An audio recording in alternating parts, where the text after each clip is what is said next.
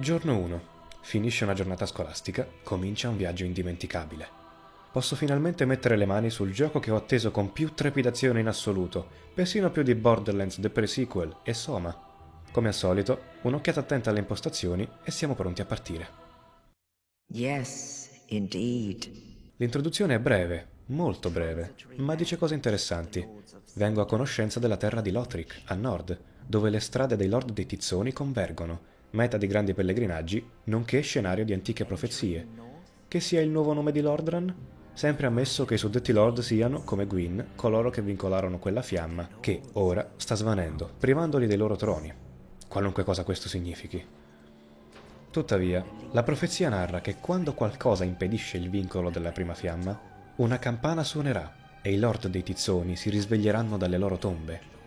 Aldrich, il santo delle profondità. La legione dei non morti di Farron, guardiani dell'abisso. Il solitario signore della capitale profanata, Yorm, il gigante. Li vedo sollevarsi dalle loro sepolture, e mi stupisco che siano 3 e non 4, come la tradizione ci insegna.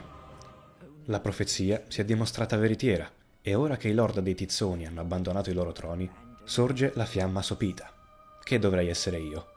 Vedo una giovane donna, forse la stessa dell'introduzione di Dark Souls 1, anche se non ci giurerei, prendere una corona con un vortice abissale nella parte interna e mettersela sugli occhi. Che stia cercando la fiamma sopita?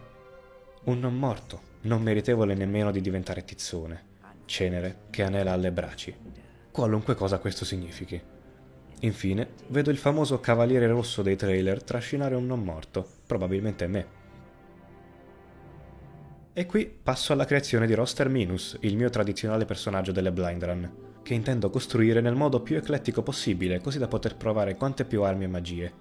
Scelgo la classe del cavaliere perché mi sembra piuttosto forte e soprattutto è fighissimo. Come dono sepolcrale prendo la gemma del fuoco, l'unico che mi sembra davvero utile, per quanto mi interessi moltissimo la descrizione dell'anima libera. Durante le modifiche estetiche, in un editor piuttosto buono, trovo il primo bug. L'immagine del mio personaggio si blocca quando cambio le sopracciglia.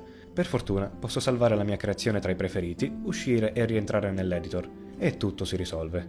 Conferma creazione e via. Il nostro Minus si risveglia nella sua tomba, allo scoccare della campana. Peccato che l'emozione debba essere smorzata da un leggero lag, che in registrazione vedete mostruosamente aumentato. Ulteriore prova che OBS è pesante come un macigno e nemmeno tanto funzionale. Da domani in poi userò Shadowplay e il lag sarà notevolmente ridotto, soprattutto per voi. Leggo la descrizione del mio equipaggiamento, delle Estus, del segno oscuro e del cristallo nero, non trovando nulla di particolare, ma resto molto compiaciuto dal funzionamento del nuovo cerchietto della Via Bianca, un consumabile molto raro che dissuaderà i giocatori dal commettere atti disonorevoli in PvP, poiché se lo fanno perderanno la possibilità di accedere alle funzioni online, e solo il cerchietto annullerà tale restrizione. Almeno, a quanto ho capito. Ora esamino tutto ciò che la schermata stato può dirci. L'armonizzazione aumenta sia gli slot per le magie che i punti d'armonizzazione. Barra dell'energia e carico massimo sono appannaggio di 2 statistiche diverse, rispettivamente tempra e vigore. La destrezza riduce anche i danni da caduta, cosa che potrebbe non essere molto apprezzabile se mal sfruttata dal level design. Le piromanzie ora richiedono sia fede che intelligenza per funzionare. La nuova caratteristica fortuna aumenta il drop rate e l'efficacia di veleno e sanguinamento. La descrizione dei PV mi ha fatto sorridere, rappresentano la volontà del personaggio, che quando si esaurisce provoca la morte. Infine è stato aggiunto l'elemento gelo, il cui funzionamento mi è ancora sconosciuto. Inevitabilmente mi metto a studiare il moveset della spada lunga, arma eccezionalmente varia e veloce, scoprendo che qualunque attacco R2 può essere caricato per un tempo massimo di qualche secondo, con conseguente aumento del danno, e che le 2 mosse abilità si attivano impugnando l'arma a 2 mani o disequipaggiando lo scudo. Tento di fare parry al primo non morto, fallendo il più delle volte. Dovrò approfondire, ma il parry dello scudo medio mi sembra pericolosamente simile a quello di Dark Souls 2. Ora, anche se quando l'ho visto io c'era molto meno lag, converrete con me che il cimitero della cenere è un posto magnifico. Mi stupisce la bloodborniana abbondanza di tombe, quasi tutte aperte. Probabilmente i non morti che incontriamo sono usciti da queste. Al centro di una piazzola in rovina ritrovo un vecchio amico, o quel che ne rimane. Caro Felox, qualcosa mi dice che Oscar non è il boss finale. Questa è chiaramente una simpatica citazione, dato che sul suo cadavere troviamo le fiaschette d'Estus Cinereo. E mentre faccio un gesto scenico, mi accorgo con gioia che posso camminare e spostarmi durante l'animazione. Uccisi i nemici, posso esplorare. Trovo una via con macchie di sangue e messaggi che mi dissuadono dal proseguire e scorgo un minacciosissimo ammasso di cristalli bianchi in lontananza, per cui decido di tornare al falò. Ah, già, non c'è nessun falò e io non ho più Estus. Ah, al diavolo, affrontiamo quella cosa. Mi avvicino e la creatura si sveglia. Mi intimorisce, sto sull'attenti, scudo alzato e occhi aperti. Le sue movenze sono realistiche, ondeggia e ruota verso di me come se fosse viva. Oh, occhio alla rotolata! A ogni sua mossa faccio un roll all'indietro e vado sul sicuro sferrando un solo attacco. Comincio a prendere confidenza, so quando colpire e quanto forte. Lo scudo è ancora il mio migliore amico, mi salva più di una volta con attacchi che non conosco ancora bene. La battaglia ormai si protrae da lungo tempo ed il mio avversario sta per cadere. Lo stordisco, mi avvicino e con mia sorpresa gli faccio un ripost che lo lascia senza vita. Vittoria! Non ho subito neanche un danno, per cui mi sento in diritto di prendere in giro coloro che sono morti. Vengo premiato con una scaglia di titanite, la cui descrizione mi illumina sull'identità della creatura che ho ucciso. Era una lucertola di titanite che si è ingozzata di anime fino a trasformarsi in quella mostruosità, le cui scaglie permettono di potenziare le armi forgiate con le anime, quelle dei boss immagino. Finalmente sono pronto ad uscire dal cimitero e ad ammirare la maestosa bellezza di una catena di montagne innevate, della muraglia di un immenso castello e di una costruzione diroccata in bilico su uno sperone di roccia, di certo la mia meta. Accendo il primo falò, riacquistando le forze necessarie a proseguire. Un po' di esplorazione. Trovo le bombe, la cui descrizione è un simpatico riferimento a Bloodborne e alle belve. Ed entro in quella che è palesemente un'arena, con una statua nel mezzo di un laghetto, una tomba gigantesca e una vista celestiale. Mi avvicino con cautela. Dalla schiena della statua sgorga abisso. Non somiglia a niente che conosca già, per cui estraggo la spada e mi preparo a combattere.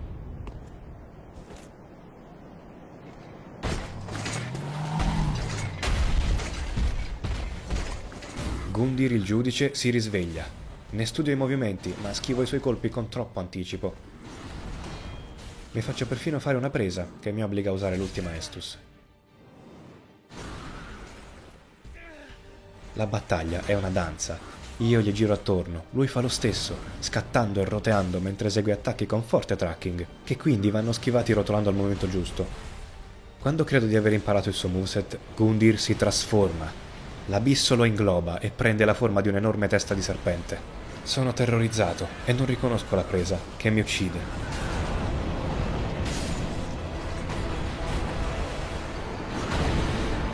Il secondo tentativo è vittorioso, ma voglio mostrarvi la battaglia senza lag, per cui creo un altro personaggio e la affronto nuovamente.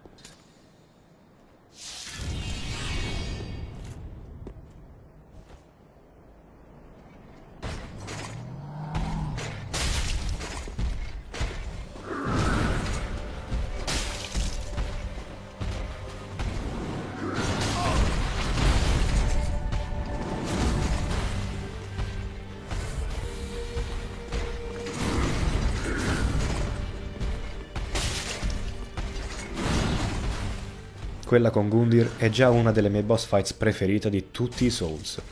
Un combattimento epico, veloce, quasi un valzer, una danza di coppia ballata su uno specchio d'acqua, su cui si riflette la possente ed autoritaria figura del giudice e il cielo grigio cenere, con un precipizio da evitare, ma che offre la vista di un gelido immenso scorcio montuoso.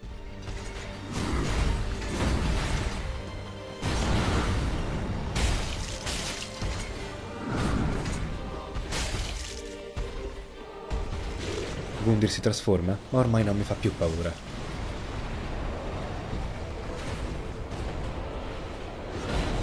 In qualche modo che mi è sconosciuto lo stordisco, ma non faccio in tempo a fargli un ripost. Avrei poi capito che ogni creatura, se colpita più volte di fila in poco tempo, si stordisce, e ad alcune si può fare il front stab. Gundyr invece sembra subire solo danni maggiorati.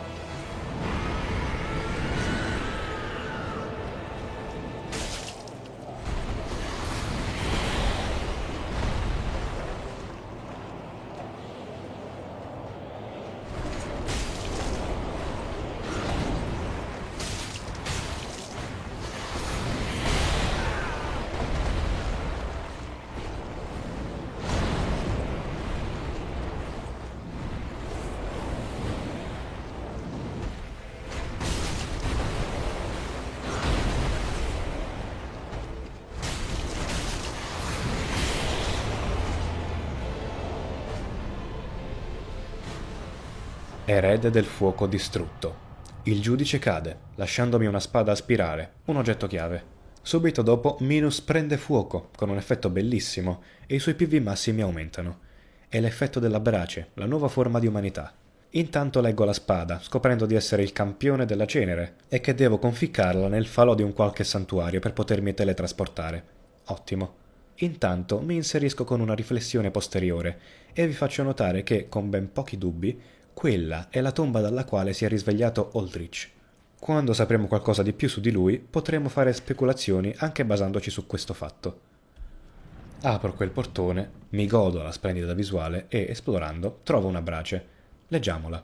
Ci conferma che solo un campione della cenere può godere del calore delle braci. E ora è tempo di spaccare qualche sedere. O di farselo spaccare. Quel dannatissimo straccione con Lucigatana. Solo ora mi rendo conto che avrei potuto sconfiggerlo al primo tentativo, se solo non avessi commesso l'errore di attaccarlo durante quella che scoprì essere la sua Perristance. Ma contiamo insieme le morti. Un nemico brutto, sbilanciato, con energia e armonizzazioni infinite, un Perry che uccide e un sacco di PV.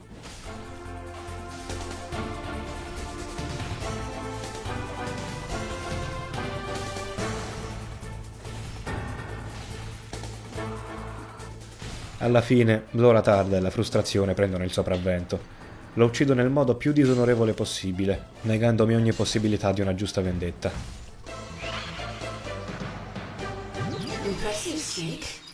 Sul cadavere trovo i suoi stracci, che non mi dicono nulla di importante, e Lucigatana, arma dal moveset stupendo. Livellerò destrezza per poterla impugnare. Ma ormai è tardi, e per quanto l'altare del vincolo mi stia chiamando a sé, uso un osso del ritorno. Il viaggio riprende domani. Giorno 2. Finalmente posso visitare l'altare. Nonostante sia un luogo maestoso, il suo fascino è fortemente malinconico. Faccio subito la conoscenza del novello Crestfallen Warrior, che mi rivela l'obiettivo del nostro Minus: trovare i Lord di Tizzoni e riportarli sui loro troni qui al santuario. Subito dopo parlo con la Guardiana del Fuoco, la stessa dell'introduzione, che fungerà da araldo barra automa, a quanto pare. Facendo qualche level up, sento il suo mormorio che riesco ad isolare e vi ripropongo.